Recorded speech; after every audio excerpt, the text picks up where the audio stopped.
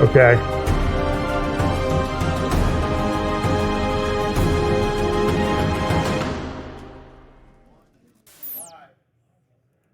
Okay, let's open in a word of prayer here. Let me get my thing set. Okay, let's pray. Lord, thank you for this day. We pray you'll bless our time together today as we try to talk through some things that are happening in the Middle East and elsewhere in the world that are related to Bible prophecy. Bless us today in Jesus' name, amen.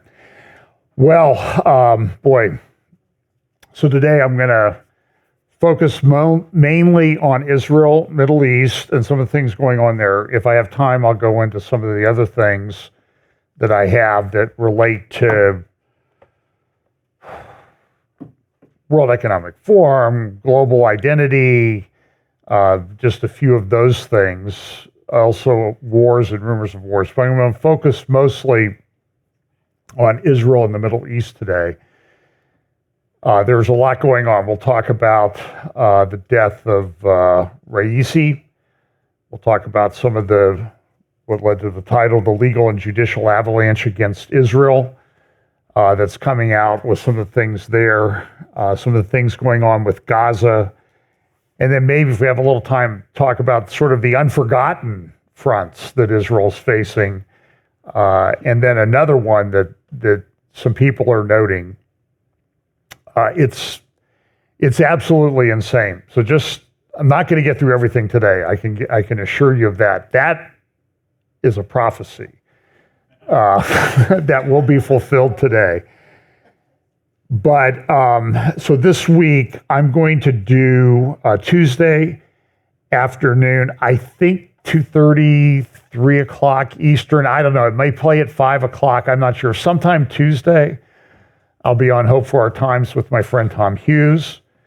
I've told some of you, or I've mentioned I'm going to be speaking at a church in the Seattle, Washington area on June 23rd.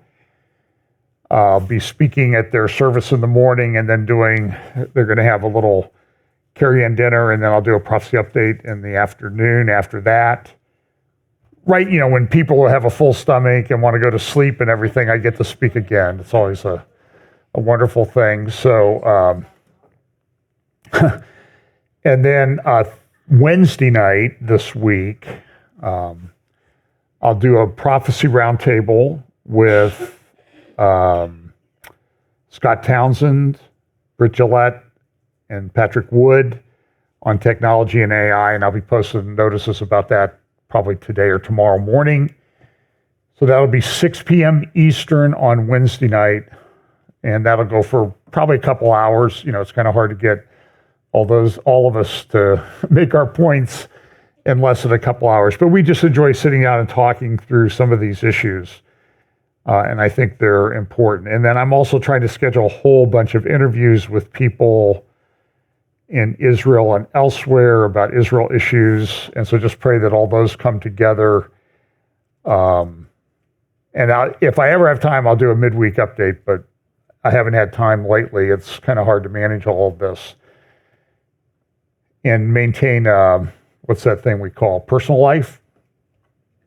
A little difficult. So today, again, just a reminder, this is the grid that I use.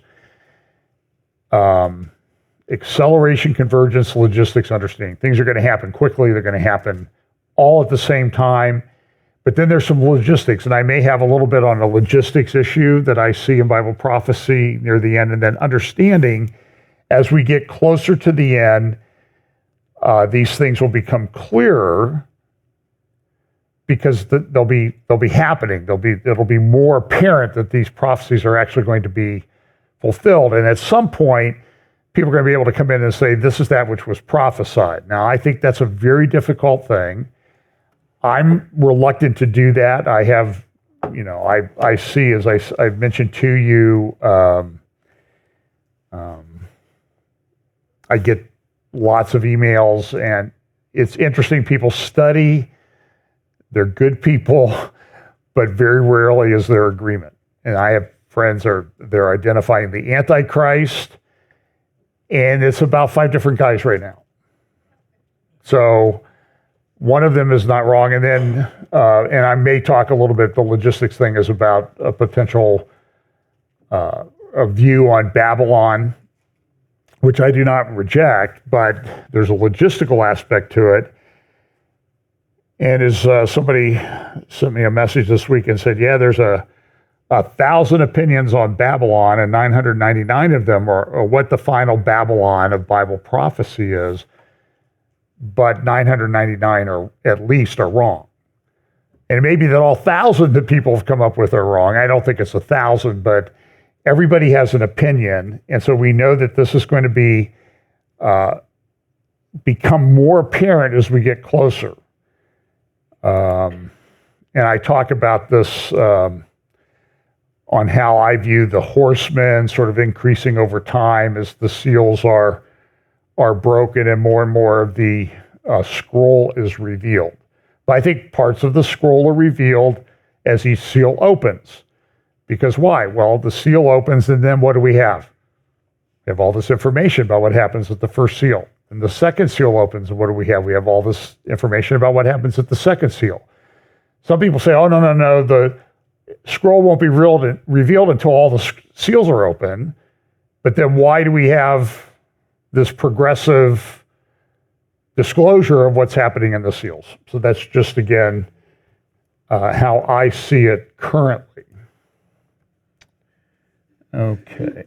So we're going to, as I said, focus more this week on the Middle East, and then this is sort of my beginning of my Middle East chessboard as things are moving around on the chessboard. And boy, things are moving around very quickly. The biggest news of this week, though, was the death of President Raisi of Iran, in a helicopter crash that I had talked about last Sunday. The helicopter disappeared.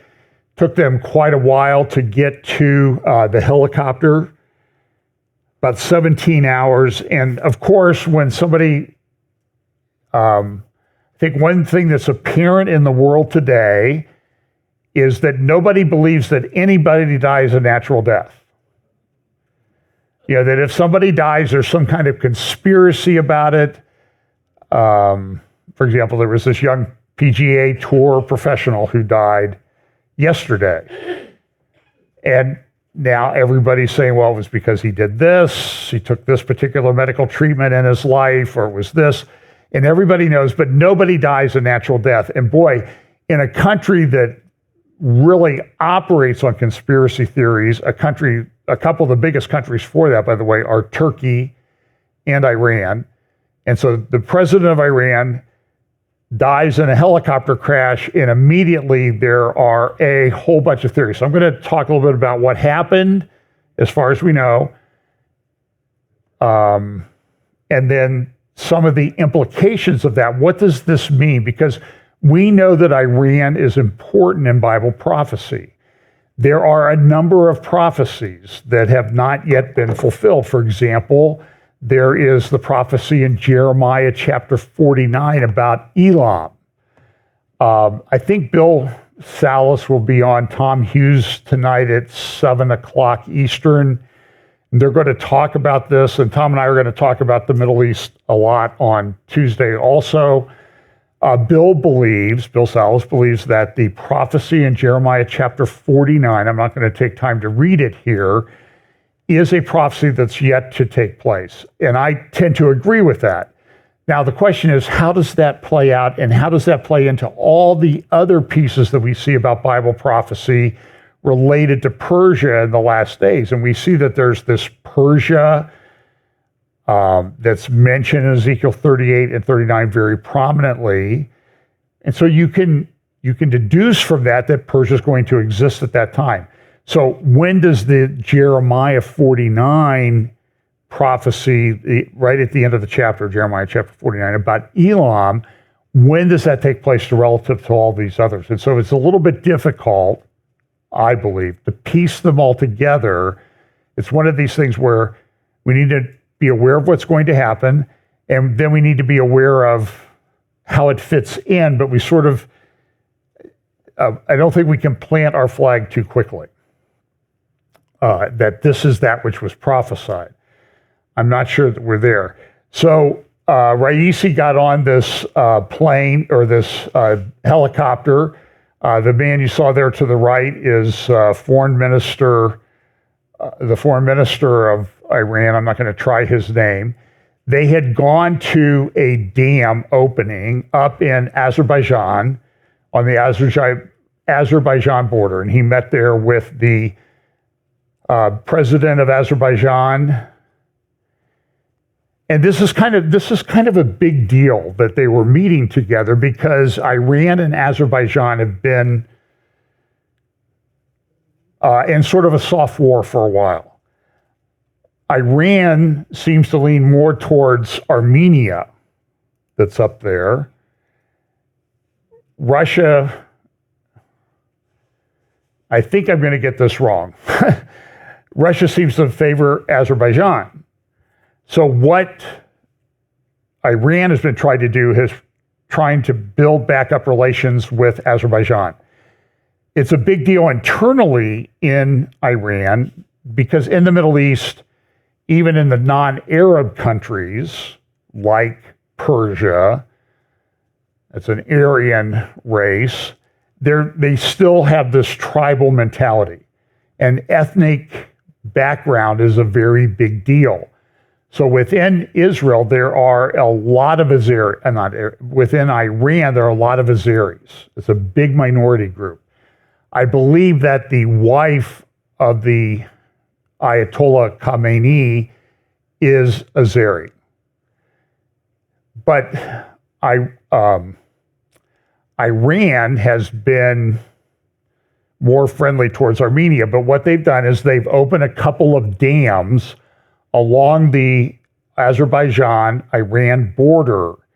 That's why Raisi was there to help open a ceremony on this second dam. And to get there, he had flown with the governor of the Azerbaijan province, which is sort of in the western part of Iran. And do you see the red area on the sort of reddish country? That's Azerbaijan. But you see that there's a brown piece that comes down between it. That's part of Armenia. And that's where Armenia and Azerbaijan have been fighting for quite a while.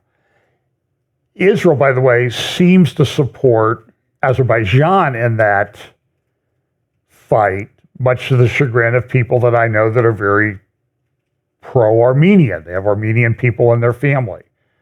If you've seen those big houses down Worthington Road called Armenian Estates or Armenian Acres, have you seen those? They're like 14,000 square feet each, with a temple that's a model of a temple in Armenia.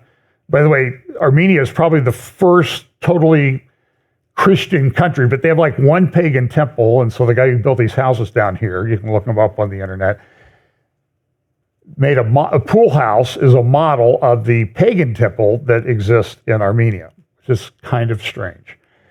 But there's been this war going on for some time between Armenia and Azerbaijan. So Iran has a focus. Their focus is they want to get rid of Israel. That's their focus. And they will do anything and everything that they can do to get rid of Israel.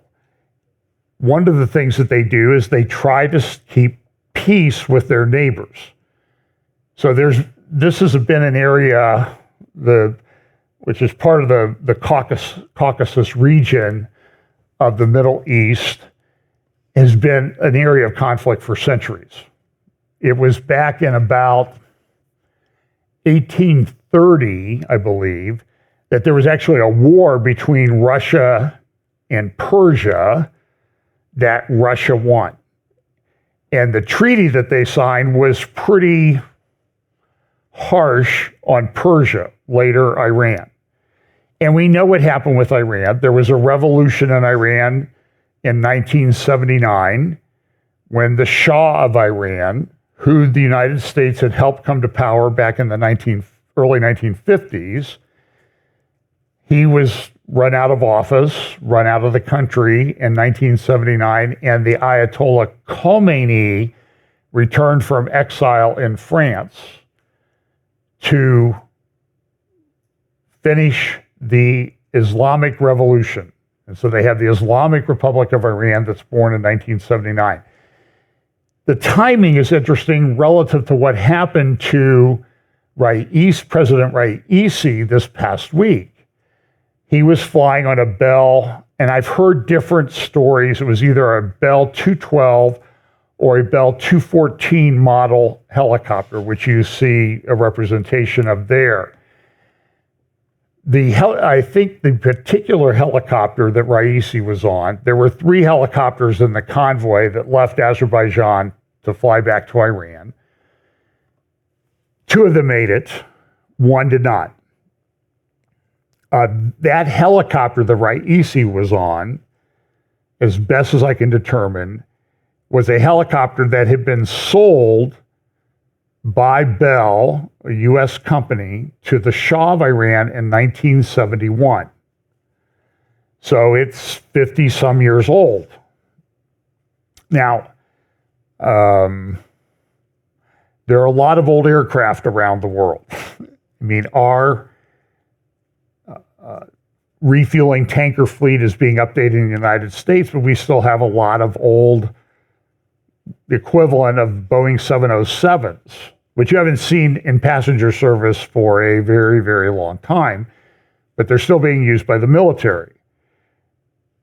And, as long as things are maintained, aircraft can last a very long time. But Iran has been under sanctions from the United States for decades in one form or another. One of those sanctions is that aircraft manufacturers are not allowed to sell parts to Iran. If they do, they get in big trouble with their banking and that type of thing, and sanctions are imposed on them, just like they were the Iranian regime. As a result of this, the aircraft status in Iran is pretty bad. A lot of the fighter jets that they have, I don't believe Russia has sold them any updated fighter jets yet. I could be wrong on that. I don't think they have talks about it, but I don't think that's actually happened, because Russia needs their fighter jets right now, because you may not have noticed, but Russia's in a war with a country called Ukraine. So the fighter jets that Iran has are F-14s that were bought back during the Shah reign before the 1979 revolution. So Iran really doesn't have much of an air force. Now that raises a number of questions. Why are we worried so much about Iran if they don't have an air force? Well, what Iran has done is they've created an industry with drones and missiles and that sort of thing. By the way, with a lot of assistance from North Korea. In North Korea, they do a lot of development, and they get a lot of money from China. They sell that technology and information. You might remember back in 2007, North Korea was helping Syria build a nuclear reactor on the Euphrates River. In the area, by the way, that ISIS took over during the days of ISIS in 2015 to 2017. Israel destroyed that reactor, but it was the reason they could tell what it was that they were building was because it was a carbon copy of a nuclear reactor that intelligence knew about in North Korea. So Israel decided we can't have Syria developing nuclear weapons. Can you imagine what would have happened if Syria developed nuclear technology, developed nuclear weapons, and then ISIS took over? That would be a really big, it would be a disaster to have Syria in charge of that stuff, let alone having Syria and, let me close down my one. Rather than having just Syria have it, to have ISIS have it, that would have been very bad for all the world. So the helicopter was not in good shape, supposedly was foggy, at least we think it was foggy. That's the reports.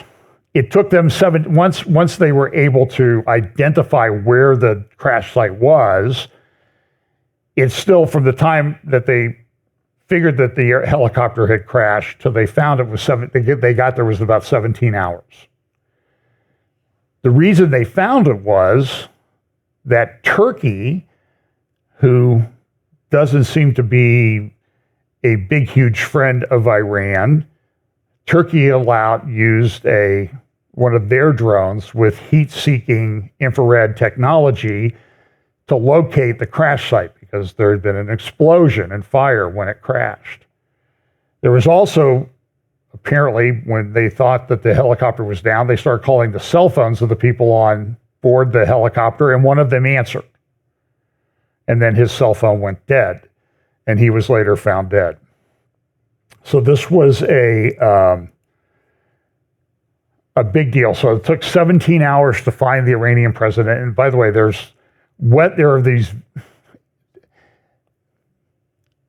are reasons why people believe conspiracy theories, because there are reasons to believe them. For example, and I don't know how this plays into it, okay? I don't have the secret knowledge to unlock what happened here, but there are websites that have very detailed weather information. And so you would be able to tell if in this area fog had rolled in, what the ceiling was, how dangerous it would be to be flying an aircraft in that area. And helicopters and fog don't go together very well. Example would be Kobe Bryant. Helicopter crashed on a foggy day in Southern California because, you can't see the mountain in front of you and you crash into the mountain. This is what happened to Raisi. And so people say, well, the other two helicopters were okay, so somebody must have had it in for this particular helicopter. And that's true. And you can't, though, go and find the weather information because it's been removed from the website. So a couple hours before the helicopter was flying through there and for about 12 hours after, that weather information appears to not be available on the internet. Now, why is that? I don't know. Well, somebody didn't want people to be looking at that. So there are, for example, here's the National, which is the United Arab Emirates, controversial figure who guided Iran through turbulent times, Raisi. I think it's fair to say that on the scale of how charismatic a leader Raisi was, that if you scored on a 0 to 10 scale, Raisi's charisma would probably put him at a 2. He just wasn't very charismatic. And I'll talk a little bit about that. Jonathan Spire has a great information. So Raisi dies, everybody's upset. They have this big funeral that happens. I mean, here's a picture of the funeral in Tehran at one of the mosques. I think this is at the Khomeini Mosque in Tehran. And you can see there's just thousands and thousands of people. And, they're sort of wrestling the coffin there, that as they bring him out. And in that coffin, there's a bag of his remains. It was not, I think it would be safe to say the body was not intact when they found it. And these are the other 8 people that died, including the guy on the right who is the foreign minister. Now, so the regime has said, look at how wonderful this is. Look at the unity of the Iranian people, that they are so supportive of the regime. And we know that this is just a big lie, a big bunch of propaganda that they're pushing out there. Because the reaction to Raisi's death, when it was announced, was there were people that reacted like this. Some of them may have reacted like this because they would figure that this is a way to gain favor with the regime, which is something you might want to do if you lived under a repressive regime like the Iranian regime.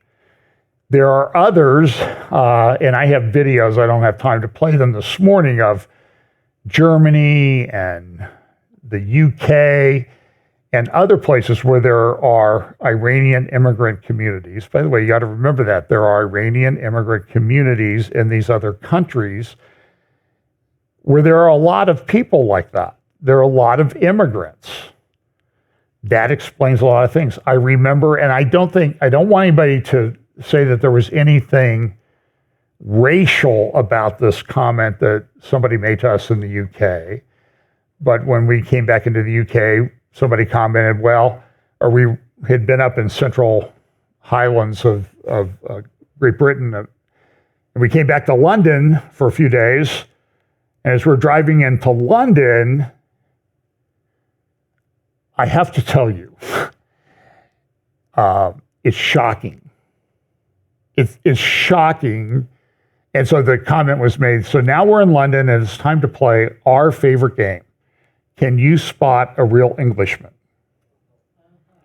And I'm telling you that is not, sometimes something is humorous because it's so true. And it's shocking. In the area around our hotel, which was near Speaker's Corner, the Marble Arch in, now I'm going to forget the name of the park there, Hyde Park. At our hotel, there were 50 TV stations available on the cable. 10 of them were Arabic language. In the area around our hotel, it was Turkish, Iranian, Iraqi. There was an Iraqi restaurant. I didn't know Iraqi had like a food group. I just don't know that. I'm totally ignorant on that. Afghanistan. There was a Thai shop that was Turkish. It was called Turkish Thai Shop. And it was like, we're right in the heart of London. Like across Hyde Park is Buckingham Palace, and it's like we're in the Middle East more than we are in London. And there were ladies walking around in full hijabs. I mean, where you could only see a little bit of the eyes. So this is an issue, and I think we'll talk a little bit about that in just a moment. So they have this thing with the funeral and everything. Here's a picture of some of the funeral that takes place in Raisi's hometown in Mashhad. And this is the same area. He was popular with, or well known to the Ayatollah Khomeini, because this is the same area that Khomeini is from. Raisi was 63 when he died. Khomeini is 85. And process that, we wonder about our presidential election where a 78-year-old is running against an 80-year-old. Well, the guy who runs Iran is 85 and has cancer and does it, if you ever notice him, when he doesn't have use of, I think it's his right arm, because I had a lot of nerve damage and other damage in an assassination attempt. So there was a big ceremony to bring Raisi to his resting place in Iran. And this is Islamic culture. Funerals are a big deal, as you can see. Now, I don't know if they had something like this when they had the funeral of Muhammad, the prophet. You know that there is a mosque in Medina called the Prophet's Mosque, where Muhammad is buried, and his body is there to this day. This is very different from Christianity, where there is no body that can be exhumed from the ground. And you can see everybody's very emotional. But in these other cities, in the UK and Germany and everything, people were setting off fireworks and celebrating the death of Raisi, who was known as the Butcher of Baghdad. So clearly the supreme leader is Khomeini on the left. We have Raisi on the right. Raisi was 63, as I said. And Iranian politics, they almost make Israeli politics look very simple and uncomplex. So this is sort of a flow chart that I pulled off somebody's video showing that they have unelected parts of the government and elected parts of the government, but the voters elect some of the people who make decisions for the unelected part of the government. Does that make sense? In other words, it's a big mess. So Raisi was elected. Well, let's put it this way. He was selected. If you remember, there have been a number of presidents of Iran. So Raisi was elected back in 2021. He was supposed to stand for election again next year. Prior to that, for 8 years, they had Rouhani. And for the 8 years prior to that, they had Ahmadinejad. Remember him? I'm mad about jihad, we used to call him. Ahmadinejad. And Ahmadinejad was kind of crazy, but he was allowed to be the president for 8 years. He was selected to be elected. Same way with Raisi, same way with Rouhani. And there was a recent time, so this was reported in the Middle East Eye earlier, I think last year, that Raisi won expert assembly election because why? Well, all of his rivals were removed from consideration. And that's a pretty easy way to win an election, is to make sure that the person that you're running against can't run. Or better yet, make sure that everybody you could run against in a particular election can't run. Then it's kind of a lock, And I don't know if they have election return programs and shows and polls and all this stuff in Iran. I doubt it, because everybody pretty much knows how it's going to go. But Raisi is out of the picture now. There's also, Iran has this military, the Iranian Revolutionary Guard, and as I've mentioned many times before, Iran kind of runs a little bit like kind of reminds me of the way they divide up the territories among the families in The Godfather. And so the Iranian Revolutionary Guard will control a fortune of $25-30 billion to fund its operations. And these guys are ideologically committed to jihad and taking out Israel and causing trouble all over the place. So they're not really in it for the money.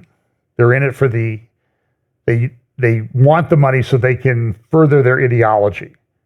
By the same token, the Ayatollahs, with the supreme leader, controls a fortune of something rivaling the fortune of Bill Gates, $100 billion. But from all the things I've read, he lives very modestly. He doesn't live in abject luxury, but he controls a lot of money. If you remember, there was a president of Iran who himself was a imam, Rafsanjani. I think he's passed away now. Rafsanjani controlled a fortune of about $25 billion at the time of his death. But that was done to further the aims of the Islamic Revolution. So here's another little graphic. Well, here's another one. The death of the president, this is from The Economist the other day, the death of the president changes the power dynamic in Iran. Now, the big question will be, what's going to happen? How's this going to change anything? The answer is probably not very much. The Ayatollah is still in charge. There was pretty good evidence here's another graphic, I think, from the Washington Post, that if you're really interested in Iranian politics, will kind of give you some ideas as to how everything goes, but it all revolves around the supreme leader, who's appointed by the council of experts and that type of thing. And that's these guys, there are moms and that type of thing, and they make decisions. And so one of the decisions they're going to be making, I mean, Khomeini's 85, he's not going to live forever.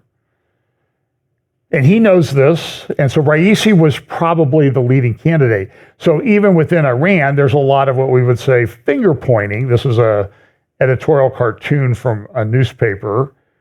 Everybody's pointing the finger as to who really caused the helicopter to crash. Now that graphic, by the way, is not accurate because it only had 2 rotors on it, not 3.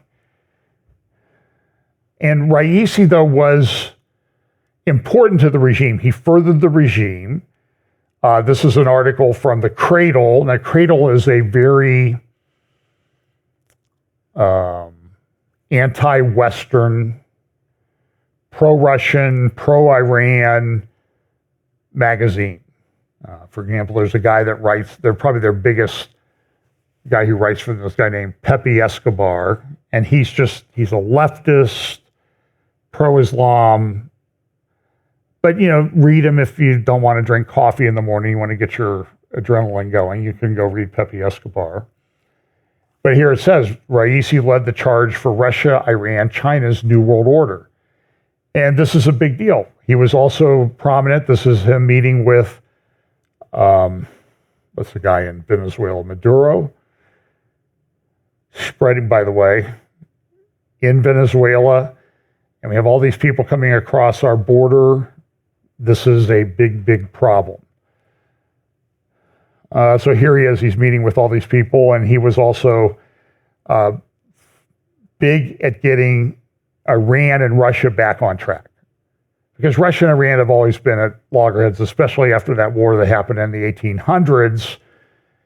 It was a humiliating defeat for Iran. So here's Putin meeting with Ayatollah Khomeini, and everybody thinks everything's going to continue. By the way, one of the side things that's going on is that Russia and Iran have agreed to this rail corridor that's going to bypass like the Suez Canal and that type of thing. It's going to make people make their trade go up through Russia and into Europe instead from the east instead of going through the. And so there's the competing trade corridor, though, that happened at the G7 meeting last year with the Middle East, India, Middle East, European trade corridor that will go across Saudi Arabia, Israel, Jordan, those countries. So there's a lot of political dynamics going on here. And some of these really have a big impact on Bible prophecy. But you can see they want to make this corridor. Now, this is a road that they're talking about to go from Basra. They're building a big port there. I'll talk about that if I have time here towards the end. So everybody and their brother was there at Raisi's funeral, including some rather not so great guys. Here is Khomeini. I believe the guy there that's in the picture may be the new acting president of Iran. They have to have election in about 50 days. And in terms of charisma, he's probably a little bit lower on the scale than Raisi, and I'll explain that in a moment. But there's Hania, the well-coiffured, the guy with a great-looking beard, the Palestinian leader that lives in Qatar, multi-billionaire, and you can see he gets his hair done every day. So in the meeting there with Hania, Khomeini was saying, listen, we're committed to this. So now we've got the panel of experts. They're going to make a decision. Who did it? Everybody's got this opinion. There's a great article in the Jerusalem Post Friday by my friend Jonathan Spire, Death of a Dispensable Statesman. And he starts off, Jonathan is a great writer and he's very knowledgeable. And so he says in 1942, German playwright and poet Bertolt Brecht wrote a short poem entitled On Hearing That a Great Statesman Has Fallen Ill. The poem goes like this. If the indispensable man frowns, two empires quake. If the indispensable man dies, the world looks around like a mother without milk for her child. And if the indispensable man were to come back a week after his death, in the entire country, there wouldn't be a job for him as a half porter. So he's indispensable. And listen, I personally went through this. I left my law firm a couple of years ago. And I'd watch guys as I got closer to retirement age. I had one partner who passed away suddenly from a heart attack, and I just sat next to him at a meeting. He was 61, a marathon runner. He had a heart attack and died. He was in great shape. And it was interesting because I watched, and what happened? I mean, everybody would say he's indispensable. He's an important part of the firm. And he dies, and they say something nice about him at the next firm retreater meeting. We all miss him. And then within a couple of weeks, somebody's in his office, and within a month, his cases have all been reassigned to somebody else, and it's like he never existed. And so this poem from this German playwright is exactly correct. We think that people are indispensable. So listen to what Jonathan said. I was reminded of this poem upon hearing the death of Iranian President Ibrahim Raisi. The late president was the lucky beneficiary of a process underway over the last decade in which Supreme Leader Ali Khamenei has ensured the advance of ideological hardliners of Raisi's type at the expense of more capable but less zealous technocrats. That's a very, very astute observation. By the way, it probably applies to most governments in the world. It's not the most capable person who gets advanced. It's Joe Biden, right? It's a technocrat. So, the intention of this effort is outlined in the second phase of the Islamic Revolution, and this is a document that's on Khamenei's website, published in 2019, is to ensure the continuation and rejuvenation of the ideological and religious outlook underlying the Islamic Revolution of 1979. Khamenei, as Saeed Golkar, a US-based Iranian academic, told me, wants to see his ideological regime outlive him. Why? Because that's the only legacy this guy's going to have. He may control a fortune of $100 billion, but it's only if the revolution outlives him that he has any place in history. And this is what Khamenei was thinking of. The result, however, has been the ascent of individuals of mediocre abilities whose only qualification for occupying their senior positions is their unwavering ideological commitment to the regime. Raisi exemplified this process and was perhaps its most senior beneficiary. The late president's main claim to senior office rested on his reputation as a zealous prosecutor general in the late 1980s. At that time, Raisi became known as an enthusiastic member of a four-man team whose task was to sign death warrants for opponents of the regime held in regime prisons.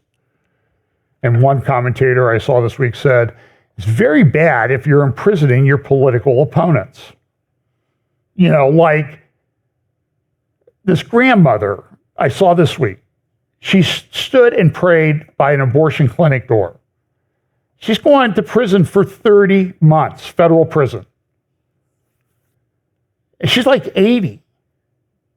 Others have been sentenced to 11 years. So I'm just saying there seems to be an affinity between the people who are running our government right now and the people who run the government of Iran. And that seems to explain why our government is so intent on promoting Iranian, what the Iranians want to do.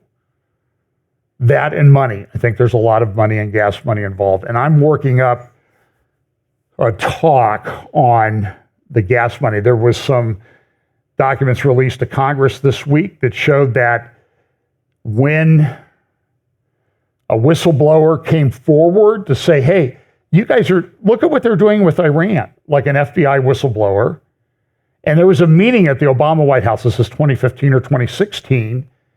This guy was castigated. Loretta Lynch, who was no friend to anybody as an attorney general, she was like upset. And then some guy came along and intervened in this whole process, and it kind of disappeared. And that person was the guy who was the Secretary of State at the time, John Kerry, who was very good friends with Javad Zarif, the foreign minister of Iran at the time. And one went to one of the other's daughter's weddings. They were that close. And Mike Benz at Mike Benz Cyber has a great video they put up back in October last year saying, folks, there's all kind of gas money flowing around here, and people in Washington are getting their cut. That's why it's the only explanation that you can give for why we're so pro-Iranian in our State Department and other situations. And so the guy, the whistleblower, was like, I don't know what happened to him, but the whole thing got covered up like it never happened. Now the documents are resurfacing. And that's why there's, I think, a big push to keep a certain candidate from winning in the fall election, whether you think he's a good guy or not, because they think he'll uncover a lot of this stuff. And believe me, the people who support him are gearing up like I have never seen. You do lawfare to us, we do warfare, lawfare on you. That's what I'm hearing coming out of the election. Depending on how it goes, I don't know how it's going to go. So Raisi was a technocrat. He served function. He had no charisma, but he did what he needed to do. He got these relationships cemented with Iran and Russia, and Iran and China, became part of the Shanghai Cooperative Organization, became part of some other things with the Central Asian Stan republics, and was one of the movers behind either a 25 or 40-year deal with China to supply gas to China. And now China and Russia are trying to get the US dollar out as being the reserve currency. So now that Raisi is gone, as this article, Khamenei was president before he became supreme leader. This threw the whole future of Iran into the air. Raisi was considered one of the two most obvious candidates to replace Khamenei. Now there is only one, the son of the current supreme leader, this guy, and he's coming out. His name is Mojtaba Khamenei. Fairly secretive. He's the second son of Khamenei. Now, people have not wanted this to happen because if this happens, it turns the Iranian Republic away from this great people's revolution to sort of a Republican monarchy, where you get the position because you're the son of the guy who had it before you. Doesn't base on your competence. Raisi was apparently being groomed to replace him. And here's some video of Mojtaba. And he's sort of secretive. I mean, people know about him, but see him here, he's marching and that sort of thing. So what might be learned, Spire says, from the advance of mediocre ideologues to the top ranks of the Iranian regime at a time when Iran is just emerging from a period of great internal instability. And one of the examples that Jonathan Spire cites is General Soleimani, who was taken out in an airstrike during the Trump administration. And remember, what did Iran do when that happened? Your look tells me that they didn't do anything. There was no big retaliation or anything. By the way, in the context of what's been going on in the world, everybody says, well, Israel did it. The Mossad did it. But the Mossad's never taken out a head of state in all the assassinations that it's done. Plus, they took out an Iranian Revolutionary Guard guy in Damascus back on April 1st. And remember, there was a big attack by Iran in response. I just don't think when Israel's facing war in its north and in Gaza that they're going to take out a head of state. That's just my assessment of it. But Jonathan Spyer's point about Soleimani is everybody thought Soleimani was indispensable to how all of this was going. He had the relationships, he met with people, he traveled, he did all of this, just like Raisi's been doing. But what happened? Nothing changed when Soleimani died. Iran, the revolutionary Islamic Jihad that they want to foment and get rid of Israel, continued like nothing had happened. I mean, there were some bumps for a while. In Israel, they take out nuclear scientists. They take out this leader, that leader, and what happens? Iran continues to march forward. So Jonathan notes that there are 5 fronts. As a result, Iran has consolidated its control of Lebanon and Iraq, dominates a large part of Yemen, and has freedom of action in most of Syria. It has used the array of militias to launch a limited war against Israel and its Western allies, which is being waged on 5 fronts. You have Gaza, you have Lebanon, you have Syria, you have Iraq, and you have the Houthis in Yemen. And it's a problem. So this guy was not indispensable. Foreign policy has a big article. Raisi's funeral has exposed the 2 Irans. And one is that, well, we don't really care that much about the common people. It's a group of elite technocrats who run Iran. The common people get crushed, but they're trying to portray this as a unified Iran in response to Raisi's death. And so here is Cayenne International. Glorious funeral showed revolutionary spirit is alive. By the way, the editor of Cayenne International, an Iranian paper, is appointed by the supreme leader of Iran. I'm sure you're shocked to hear that. Here's an editorial in the Times of London. Rest assured, the running of our country will continue as normal. And there, what do you see? Iran with his foot on women.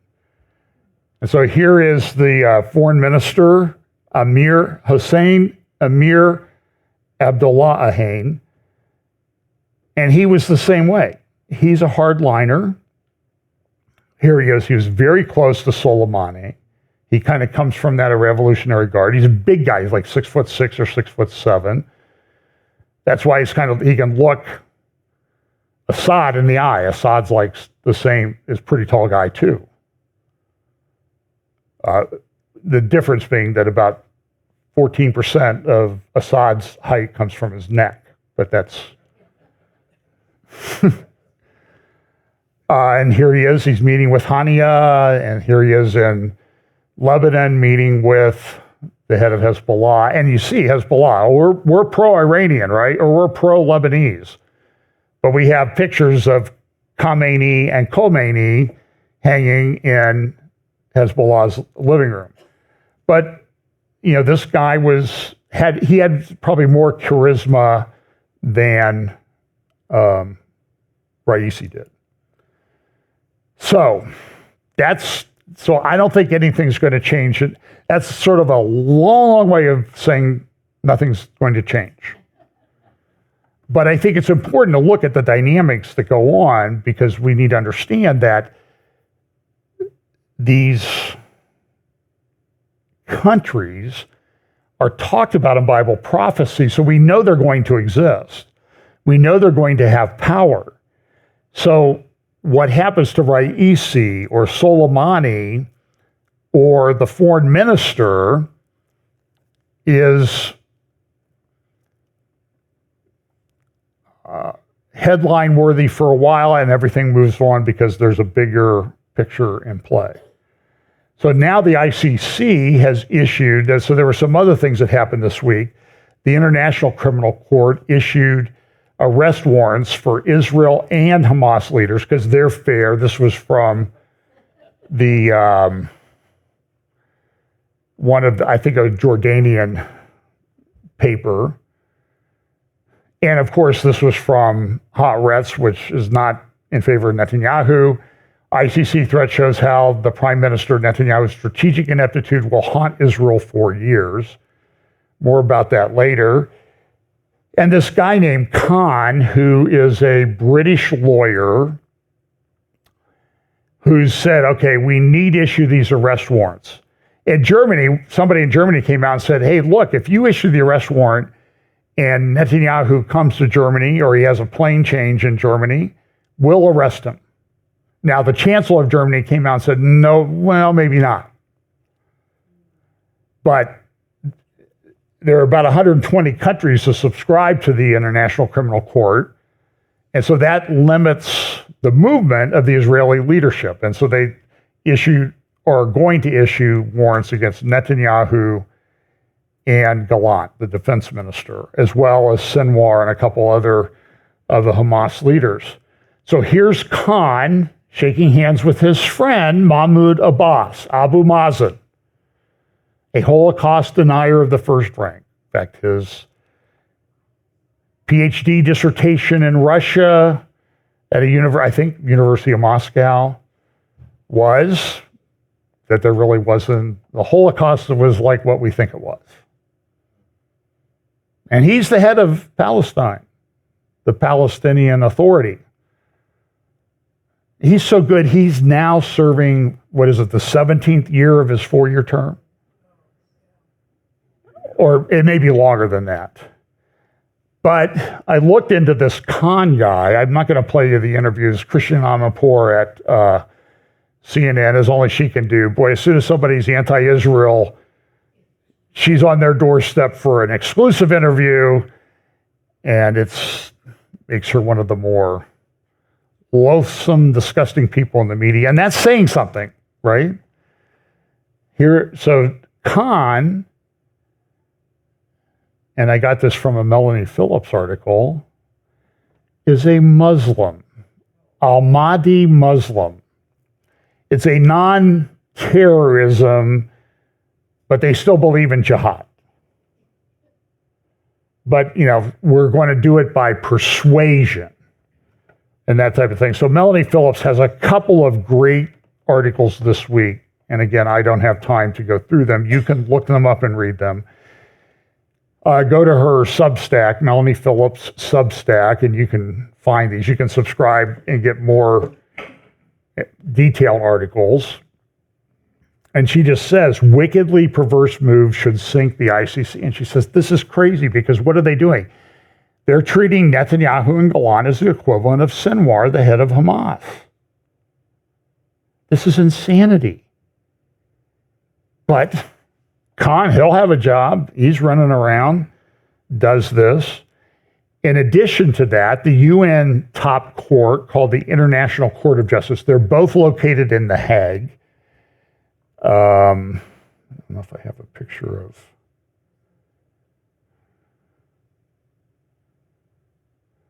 I know I copied it, but I don't think I pasted it into my presentation.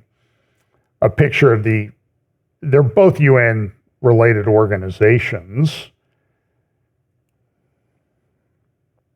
And so the UN top court, the International Court of Justice, which has had hearings. I played you a clip of some of the hearings that took place last week, where Israel was defending itself, what was going on in Gaza, presenting facts to the court. And the court doesn't care. The court ruled 13-2. There's a judge from Uganda and an Israeli judge who voted against what the International Court of Justice wants to do. And they are telling Israel, well, you need to stop your operation in Rafah. Now, there's a lot of question. What do they really mean? It's kind of fuzzy, some people say. Israel must immediately, and so this is what it says. Israel must immediately halt its military offensive and any other action in Rafah which may inflict on the Palestinian group in Gaza conditions of life that could bring about its physical destruction in whole or in part. So that's what this judge from the International Criminal Court said. And so people in Israel, everybody's arguing about it. Does it really apply? It doesn't. People are denouncing it. A great interview on ABC with Ron Dermer, who went into this. Washington Post this morning says U.S. is an outlier on the ICJ ruling on Israel. And what's it saying? This is where some Bible prophecy principles kick in. Israel's being increasingly isolated. The world is turning against Israel. And the Washington Post says, the U.S. is kind of going along with it, it seems like, because we're against what the International Court of Justice is doing. And you begin to think, well, maybe the Washington Post isn't, so friendly to the United States, which I think we all knew that originally.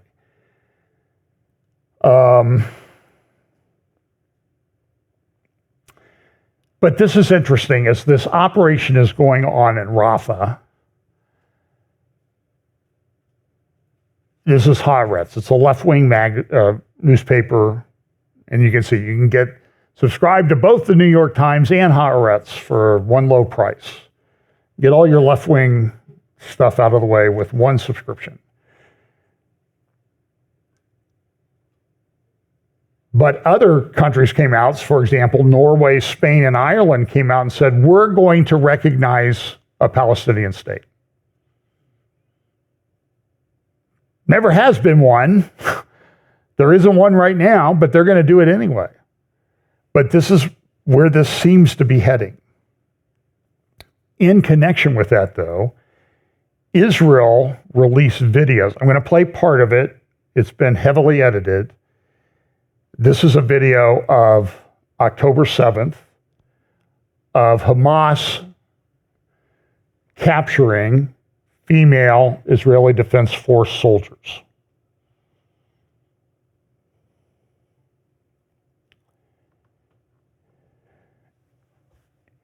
And you can imagine what's going through their minds at the time. They're still captive if they're still alive. They're taking pictures of them. They're doing this intentionally. I think that violates Geneva Convention and that type of thing. I have friends in and so these were female soldiers, and they were down there watching the border. And this is what happens. And so, and this is interesting. This is a publication. This is the Persian Jewess on Twitter. She's from Persia, but she's Jewish, hence Persian Jewess. An incomplete compilation of 4 separate times, Hamas recorded themselves saying the women they kidnapped, Sabaya, which means sex slave, spoil of war.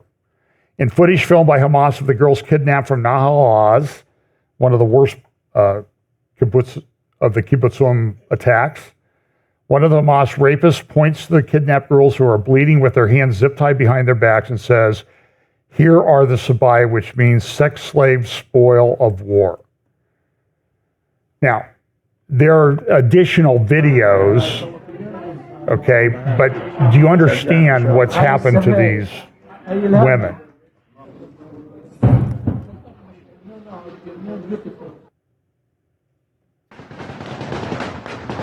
And here, this is where you see, remember the gal with the bloody pants being put into the Jeep? And I think we know why she had bloody pants, given what these guys were saying. And all these people out there are like, oh, there's no proof of any of this happening. This is all made up. This is all AI generated. People have lost their minds. I want to like sit Ilhan Omar down in a chair and make her watch this and make her deny it in public. That will tell you what a lying, evil person she is. So this is going on in Gaza. An interesting article, the Israelis proved Biden wrong on Rafah. I talked a little bit about this yesterday. Remember, there was this thing like, oh, you can't go into Rafah. You have all of these refugees in Rafah, and you're going to take out all of those people. So what did Israel do? Israel said, leave. So guess what? People left. So here's what they looked like before Israel gave the order. This is what they look like now. The refugees all left. And the United States said, well, it can't be done. It's not possible. And again, this is the border with Egypt and all the things.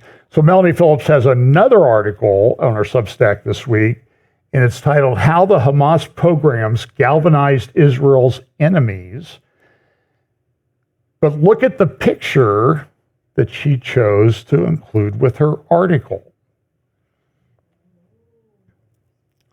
So, now I love Melanie Phillips. She's a fantastic writer. Highly recommend that you follow her and read her stuff. The war to destroy Israel only exists because for decades, Britain, America, and Europe have willed it so. She's exactly right. Go listen to videos. There's a YouTube channel called Truth for Consequences, and a guy, I'm trying to get an interview with him. Pray that comes about. Dr. Francisco Gil-White. And he will tell you that we've been funding Iran for a couple generations. Now, when we get caught, we say, oh, well, that was a mistake. And Dr. Gil-White says, why is it that all of your mistakes always operate to benefit Iran? Well, go listen to Mike Ben's Cyber on Twitter, and you will, from his October videos, and you'll find out there's a lot of money involved. Remember all the stuff I talked about with Dr. Amos Hochstein, and how he shut down Israel's pipeline to transport gas to Europe? And it just so happens that when the Russian-Ukraine war started and Russia's gas is sanctioned and Europe needs gas from someplace else, the only way to get gas there is liquefied natural gas. Where did Amos Hochstein work for the 4 years between the end of the second Biden administration and the beginning of the second Obama administration and the beginning of the third Obama administration, sometimes as we call around here, the Biden administration? He was executive vice president for probably the largest liquefied natural gas container shipping company in the world based out of Houston. Now, does it kind of seem like somebody might be benefiting from this economically? Why is John Kerry so big on Iran when somebody's blowing the whistle on it? Well, it costs money to run your private jet to all the climate change conferences. Do the math. Now, this is from the National in the United Arab Emirates. Violence surges in West Bank as Israel moves to the heart of Rafah. And the Biden administration is considering appointing a U.S. official to serve as the top civilian advisor to a mostly Palestinian force when the Israel-Hamas conflict ends, four U.S. officials said. Now, Ben Yishai at Ynet News, he has a pretty good article up about, we don't know if they're really trying to shut down Israel or not. It's kind of a fuzzy order. That doesn't really make much difference as far as I'm concerned, because everybody else thinks that that's what it is. And Ireland and Norway and Spain, they're going to recognize a Palestinian state regardless. So I'm going to play about an 8-minute clip, then I have a few more comments. I'm going to skip all the other stuff, except maybe one thing, or 8, depending on how it goes. This is a lawyer. She's brilliant. From London, UK Lawyers for Israel, Natasha Hausdorff, on Nigel Farage's show on GB News the other day. Here's her interview. I'll maybe play all 6 minutes, but maybe not. I'm joined in the studio by Natasha Hausdorff, barrister at 6 Pump Court Chambers and director of UK Lawyers for Israel. What an extraordinary catalogue of events in the course of the last 48 hours. Indeed, and I think the real tragedy here, and one of the key casualties, is the rule of law that we just heard being referred to. What we've seen is a campaign of lawfare across various international legal organisations, not just the International Criminal Court, but we've seen a great deal of this sort of activity at the International Court of Justice, the UN's highest court, and at other UN bodies and institutions. The UN Human Rights Council is a case in point, and of course you've referred to the Security Council. Yep. But in the context of this application we have seen by Prosecutor Khan for arrest warrants, if they are in fact issued, I anticipate that the international backlash will be severe, in particular from the United States, on the back of the comments we've seen coming from the administration thus far. Yes, I mean, the Biden administration have been somewhat equivocal over the events in Gaza, but I think on this, I think you're right. I think on this, and Biden has already said some fairly, at least I think, sensible things. But do you not get the feeling internationally that Israel is now becoming pretty much a pariah state? Running out of friends quickly. Well, that is the intention behind the parties, I think, fueling these lawfare initiatives. And I should be clear that I think lawfare needs to be called out as an abuse of international law in particular in these contexts. I think it threatens international legal order. And if David Lammy and others, especially here in the UK, as a state party to the Rome Statute, as a member of the International Criminal Court, really care about the impact these developments will have on law-abiding states, we need to be clear about calling lawfare out. In the context of these recent developments, while the intention is to create Israel as a pariah state, I think right-thinking individuals around the world look at the facts, look at the realities of the law, and hopefully see through these politicised initiatives. Maybe the voting for the Eurovision Song Contest rather proved that point in this country, where the British public put Israel top. So, I mean, there is something there, clearly, in what you say. Coming back to this country for a moment, big march, of course, last Saturday in London, Intifada being chanted in the streets of London. But we're told this week it's all going to change. You know, the Home Secretary, James Cleverly, we're going to crack down on these marches in a way we haven't before. Big speech today by Michael Gove, talking about anti-Semitism. Is this a sign that the government are really beginning to wake up to this and to become robust, or should they have done this 6 months ago? I think the concern here is we've seen a degree of flip-flopping over the last 6-7 months. It's significant that today we had a decision from, I believe, the court, the Netherlands, signifying that from the river to the sea is incitement to hate. Of course, we've had a former Home Secretary clear that this is a genocidal chant, and it remains at the centre of the marches that you've been describing. So what do we do? What do the police do?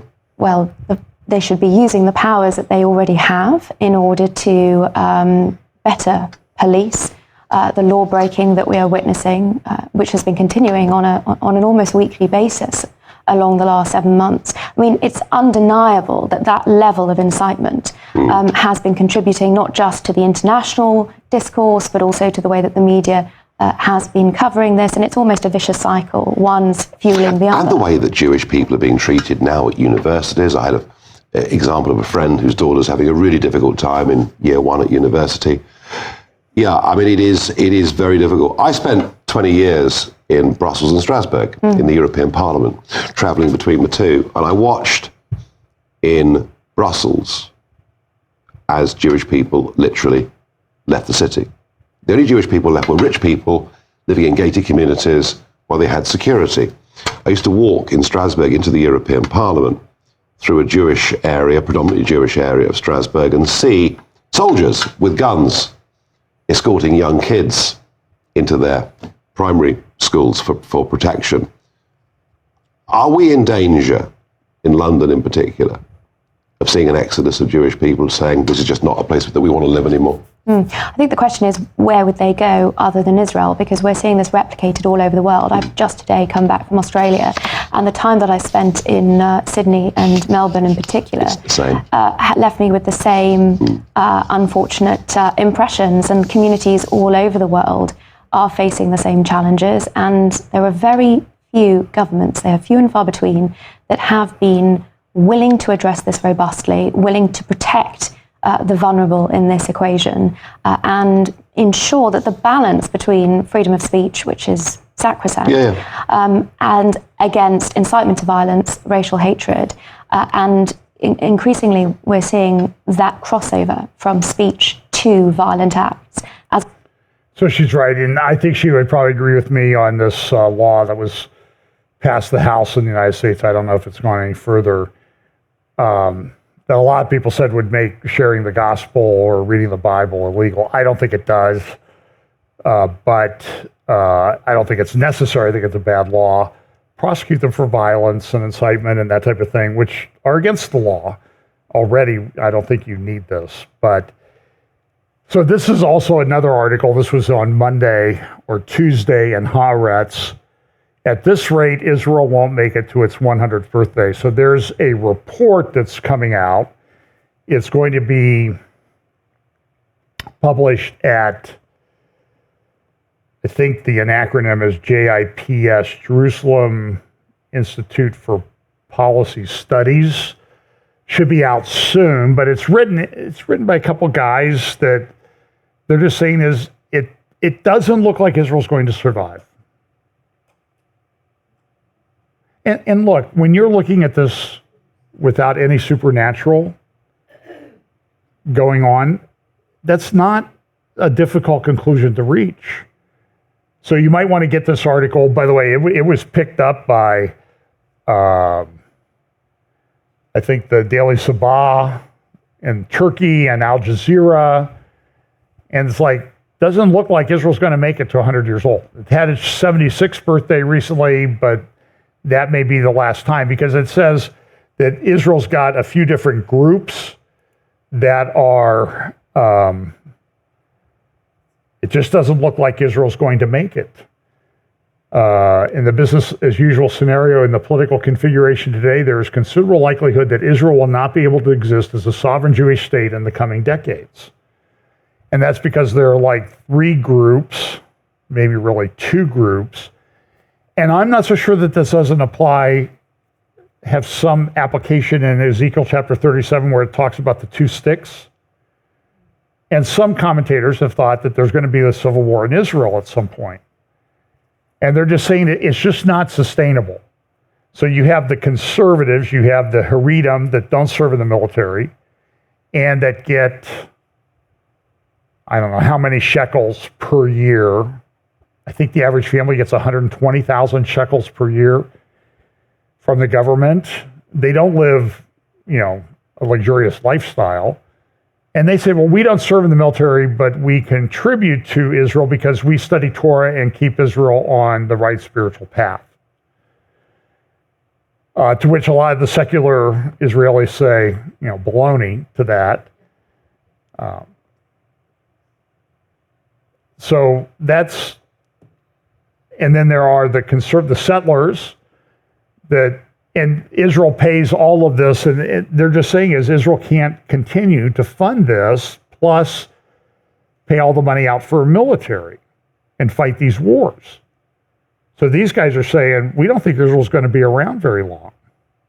Now, there's a lot of scriptures that talk about that are contrary to that. I'm only putting this out there because this is the feeling of a lot of people today, which, in my view, makes the miracle of Israel's continued existence even more amazing. That's how I see it. Sort of like when my friend Bill Koenig. Bill been going crazy lately with all the bad stuff that the U.S. does with Israel and how that's connected to weather events in the U.S. And when you think about it, it's even more amazing because God created the universe and set everything in motion so that when the U.S. government would do something bad against Israel at a particular time when Israel existed, that there would be a storm that would, you understand this, what I'm saying is that everything's wound up so that when the governments do what the Bible says they shouldn't do and violates Genesis 12:3, these weather events happen. But they don't just happen. It's even more amazing when you consider it that it has to all be wound up and timed millennia, and it's in advance of them happening. It's kind of amazing. So here's one comment, 3 challenges. The document presents Israel's 3 existential challenges. The first is economic, the existence of 3 groups that are funded at the expense of others. These are the ultra-Orthodox, the Haredim, the Arab community, and the settlers. None of the 3 are able or willing to fund their way of life. The authors predict a mass immigration of Israel's productive elite, as in the bank run. In a decade or 2, there will be a run on Israel. And there's a lot of unrest, and so you get the article and read it. It's a well-written article. And I love maps like this. This is a map of the Middle East. You can see Turkey, and you can see the Black Sea and the Mediterranean, the Red Sea, Persian Gulf. This is a population density map. So you can see where all the people live. I'm always fascinated by these. So you can clearly see where Istanbul is, right? You can see whatever the cities are down here on the Aegean Sea. You can see Cairo, you can see Tel Aviv, you can see Lebanon, Beirut. And it appears that Saudi Arabia, Sheba Didiana in the Bible, is a little bit empty, at least in the northern part. Not a lot of people there. And you can see that line right here. That's the Euphrates River. So I have a bunch of stuff on potential Babylon in Iraq, and a lot of the things that are going on there that everybody's excited about. I'm not that excited about them, so I'm going to let them go because nothing's happening there this week. They can't wait. If the Babylon of Bible prophecy is in Iraq, there's a logistical problem right now. Can we agree? We can agree on that, I think. There's nothing there right now. Now, they're building a big port at the northern end of the Persian Gulf, and they're building a road and that type of thing. But Babylon is about 300 miles inland, and there's some talk of spending $1 billion or something, but that's nothing in today's market. But this is interesting because they want this Palestinian state. This is how insane the world is. Oh, we'll just do a Palestinian state. Now, they want to go all the way to the Jordan River, but the green area there is Judea and Samaria, the West Bank. Israel has not given up the Jordan Valley. No way, no how. By the way, I'll do longer talks on this in the future. There was supposed to be a Jewish state here, east of the Jordan, west of the Jordan, and an Arab state to the west. It was a 2-state solution. Somehow that morphed back in the 40s into, well, we'll split up the Jewish part. It's not going to work. There's just no way. But they'll try. It's just not going to happen. And so there's a whole bunch of other stuff. Like this morning, I think I saw an article in the Washington Post or somewhere that Israel's going to be selling offensive weapons to the United States is going to sell offensive weapons to Saudi Arabia. And by the way, while all this stuff is going on in Iran, everybody asks about Saudi Arabia. What are they going to do? Are they going to agree to anything? Are they going to modify Palestinian state to King Salman? King Salman's in the hospital with pneumonia right now. He's in his 80s. He may not make it. And I'm just saying I think when the king passes away, you're going to see a lot of things happen.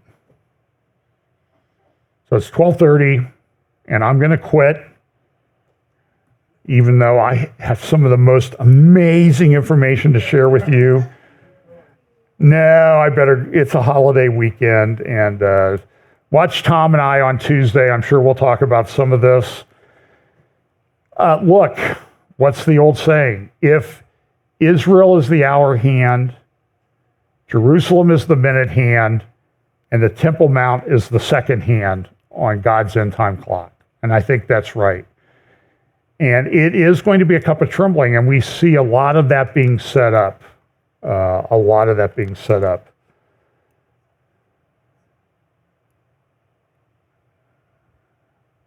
I may stay and just go through my slides on my own because they're so interesting. but you'll have to wait till my next update. So look, this thing is coming together. If you looked at things naturally, you would have concerns about the future of Israel. I'm concerned about the North. I mean, it's hardly talked about. Now, the Israeli Defense Forces says we're ready to have a war with Hezbollah, but that's going to cause a lot of pain. And there are a lot of people that don't live in the North that used to live there. Villages destroyed, both in northern Israel and southern Lebanon. And you just don't hear about it. It's a big concern. And I'm just telling you, it seems to be unavoidable at this point. And we'll be talking more about that in the days, weeks, months. Almost said years ahead, but who knows? So let's pray. Lord, thank you so much for the blessing that you gave us to live at this time of human history. To see things written about thousands of years ago begin to unfold right in front of our eyes, showing that you and you alone are sovereign, in control.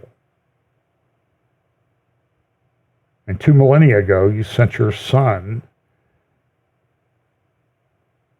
as the Messiah to die in our place, resurrected, buried, crucified, buried, rose again, ascended to heaven, and coming back to set up his kingdom. Lord, we just are so grateful that you allow us to live at this time. We pray that you will bless us this week.